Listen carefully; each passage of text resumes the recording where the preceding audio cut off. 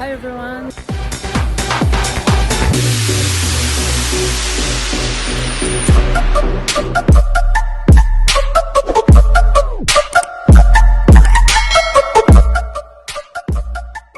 Good afternoon, good evening. Ayan, dito na ako sa kabilang city. Ayan na, maganda, malaking city dito. Kaya, namasyal na din ako.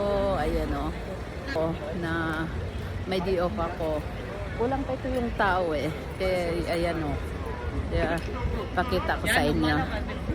Ayan So ito yun guys, napakataas niyan. Yan ang tinatawag nila Kölner Dome ng Cologne, Germany. So napakataas yan, nasa 100 meters ang taas ng katedral na yan. So kung papasok ka sa loob na maglalakad ka, kailangan mo maglakad ng 533 steps. Napakataas niyan guys. So napakaraming tao pumupunta dito. So, mga tourists, ganon. Medyo malayo sa aking tinitirahan. Nasa siguro pag mag-train, 45 minutes.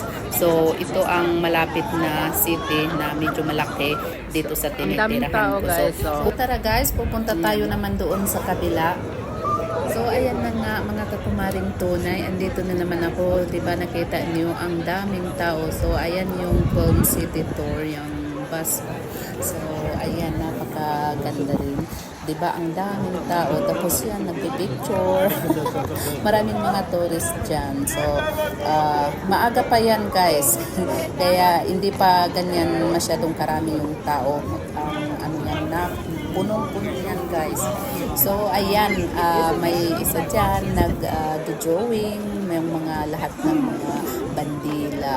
So, ayan, hinahanap ko nga yung bandila natin. So, kung saan ka galing, titingnan mo yung ano mo dyan. So, magbibigay ka ng pera dyan. Pero, nakita ko nga, hinahanap ko yung ano natin yung flag natin nandoon pala sa sa kabila. So, napakagaling ni Kuya mag-drawing ng mga flag. Alam na alam niya. So, ayan, nakita ko na nga yung flag natin at tinignan ko. Pero, kulang yung nagbigay. So, nagbigay na rin ako dyan para alam na, Pilipino rin ako. Ay, Charles. So, ayan, sila Kuya rin, sumasayaw. Ang ganda, di ba? So, ito yung, city na malaki rin. Pag may time ako, medyo malayo sa magbiyahe. Pag sa train mga 45 minutes something. So ganun na yun. So hanggang dito na lang muna ang aking video. Maraming salamat po sa panonood and see you to the next video. Maraming salamat.